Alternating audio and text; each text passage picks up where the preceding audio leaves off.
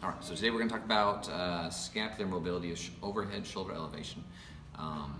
There are three main muscles that we're going to kind of take into consideration that can limit scapular upward rotation, retraction, and depression. So basically, or retraction or adduction. Those three muscles are levator scapulae, latissimus dorsi, and the pectoralis minor.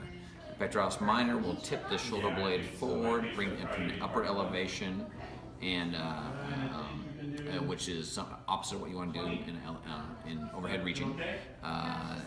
The levator scapulae, from its orientation from the superior border to the superior angle of the scapula to the cervical spine, will elevate and downward rotate, which will also hinder us in overhead elevation.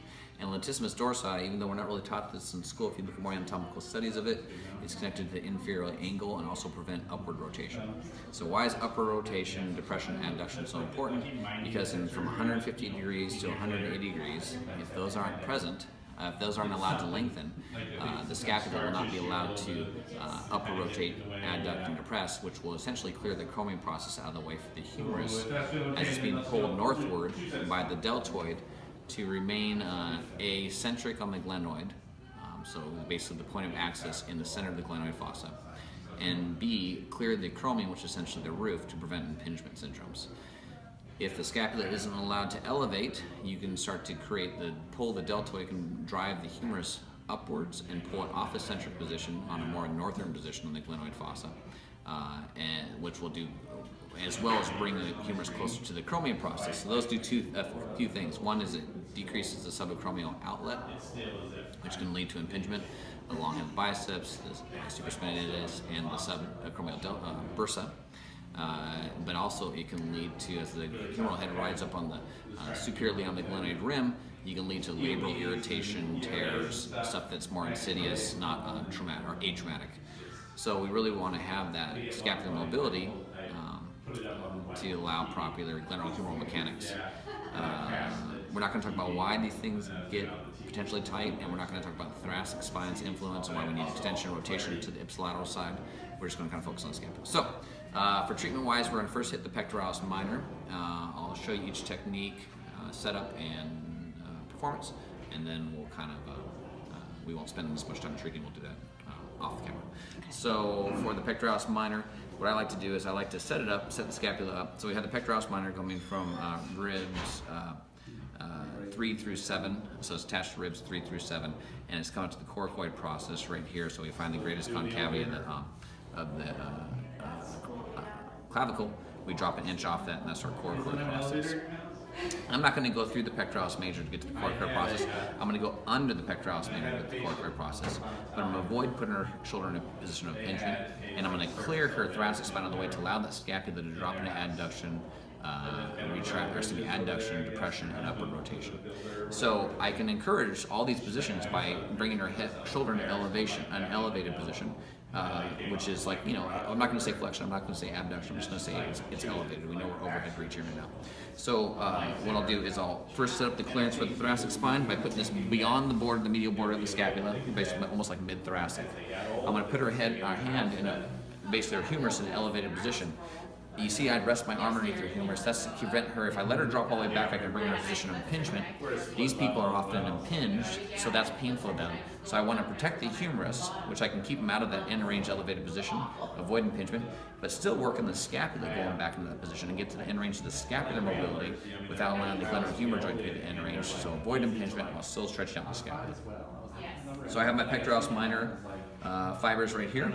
So I'm going to kind of take my thumb and go underneath. So I feel the border of the pectoralis minor, the lateral border. I take my two fingers, and this is just where I prefer to go. And I go underneath the pectoralis minor, and I reach till I feel like I can find the border of the pectoralis. So I go underneath the pectoralis major, find the border of the pectoralis minor. And then what I'm going to do is I'm going to take my hands, hold your elbow there for a second, and I'm going to take my whole hands as a unit, and I'm going to drive back, so diagonally up towards this corner of the table, and down and around at once. So it's going to be a motion that looks like this.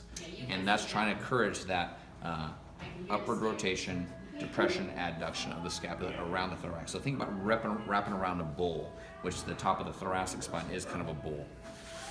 So right here, so I'll grab on the lateral border of the pectoralis major, drive in, Go to the pectoralis minor and then drive down and around without letting the humerus fall back into a position of impingement. And I'll just kind of work up and down inside that slot or groove, trying to add length to the pectoralis minor.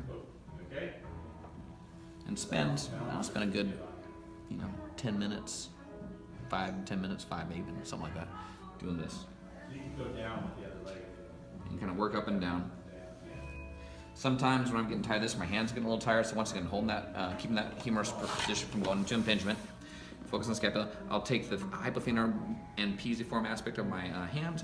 I'll go until I find that lateral border of the pectoralis major and kind of take it down and back again. So I use the weight of my body. And then use my hand to keep the humerus from going into a position of impingement. And in the meantime, I'm thinking in my head, I got this pretty thickly rolled hand towel. So not a really skinny, older hand towel, but a thickly rolled hand towel that's kind of a fulcrum point for me to go push around. All right, so that's that. Take this out for me. Let's go on your side facing that way.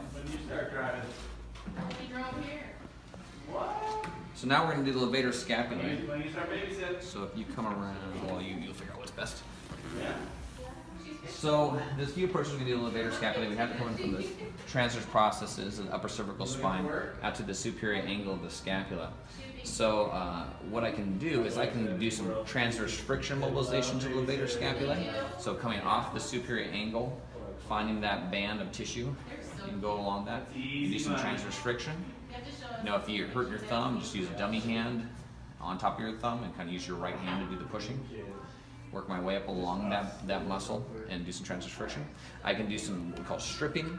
So one thing we want to do is put a little bit of length in position. So we'll have Jan take her hand out from underneath here, drop the head down. I have this muscle running from here to here. I'll take the thenar eminence of my hand, I'll strip along to the superior angle. I tend to pin and strip, so I'll pin my hands up towards the transverse process of C2-3 and strip down towards the superior angle. I know some people will do axillary bending. I don't tend to do that as much. I tend to stick to there. And then we'll go into some PNF technique, which are hold, relax contractions for stretching. So once again, I'm going to bring the cervical spine away from the superior angle of the scapula by dropping into contralateral side bending and bringing the flexion or rotation away. So I kind of bring the transverse process as far away from here as possible. I'm going to take my thenar eminence. I'm going to slide down the levator scapulae to this superior angle of the scapula, and I'm going to have her just push up into my shoulder for me. Now, it's technically, how long you hold, maybe 7 seconds, maybe 3 seconds, somewhere in that ballpark, relax it down. And I'm going to try to take up the slack, and then sometimes I'll tell them tuck your chin just a little bit more. Good, and let your head relax right there. Push up again. Give him a haircut, so I think I messed up his hair. And relax.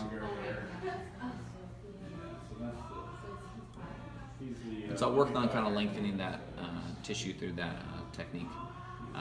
So basically I'm using post-isometric contraction relaxation as a form of PNF to help that levator scapulae inhibit, relax, so I can get more and more of a stretch on it.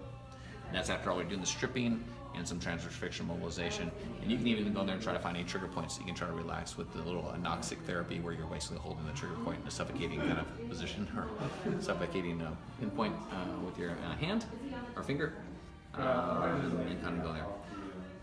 From here, another thing we can do, if the person has a scapular mobility, is you can slip your hand through, try to get their whole girdle, so you have the ability to kind of maneuver the whole girdle right here. You can take your hand, you can use a cupping technique with your fingers, you can go underneath the medial border, you can try to lift the scapula off the thorax and kind of do a generalized stretch. You can say I'm doing the rhomboids, you can say trapezius, whatever you want to say, I don't really care as much. All I'm doing is I'm rocking her back over, letting her weight kind of get my fingers to dig underneath the scapula and then pulling away with my body, driving the scapula off the thorax. Spend some time doing that. Now finally, we don't do this a lot with Janet, but I'll show this because it's one of the 3 muscles we mentioned. And And we do know those the lats come up, they have a lot of attachment points, they have a lot of origin points, but one thing, if you read some more detailed anatomy on this, do a PubMed research on this, the latissimus dorsi does connect to the inferior angle of the scapula, and therefore it's going to prevent some upward rotation, because if its origins are down here, its fiber direction is like such, taking the inferior angle away from its origin would be limited if the latissimus dorsi had grown tight. So what we can do for that is, go ahead and sit up for me. I'll take a couple pillows and I'll roll them up and kick. You can use a roll, a foam roll. You can use a wedge. Just I wouldn't use something too firm, but something that will kind of put them into a side bent position, kind of bowing that latissimus dorsi. Yeah. And then we're gonna drop the head of the table down here, and they're gonna bring the arm up over the head. If I bring her up through this way, I'm usually okay. If I really brought her back in this L position, I'm not gonna be happy with that. So I'll kind of bring them a little forward, so I don't get into that impingement position here. And what I'll do is, remember it's going to the iliac crest. I'll drive that iliac crest down as such. Then you do a few things. I can come in here and anchor my hand in the scapula and the pelvic crest, the iliac crest. I'm trying to bow her lats over the rib cage. And there's a few different angles we can take it at. Here. Here. What do you see that? Yeah. I'm just trying to really lengthen that lats out, those lats out. You can also do some hold relax where she pushes back into me with kind of like bring her armpit down towards my hand. So can you push your armpit back towards me? Good, and then try to relax it out. Try to take up the slack. Also, sometimes if you come around over here, you'll see that I'll get on here and I'll use my hands to like do a trunk bend, where I use my forearms across her scapula and across her pelvis, and just kind of bend through the trunk, knowing that the lats are being bowed right over top of these ribs. That's another way to kind of approach it. So those are the three muscles that essentially will prevent, if they're in a hypertonic or shortened position, whether that's posturally adaptively shortened or they're a hypertonic situation because pain or some kind of gamma loop feedback loop, that I'll try to address to get scapular mobility and clearance of the acromion, as well as the centric position of the humerus on the glenoid fossa. And just in case this ever goes public, I learned most of this stuff from the North American Institute of Orthopedic Manual Therapy and Mr. Earl the Pearl Petman. So I just want to give a little credit. That's it. Thanks.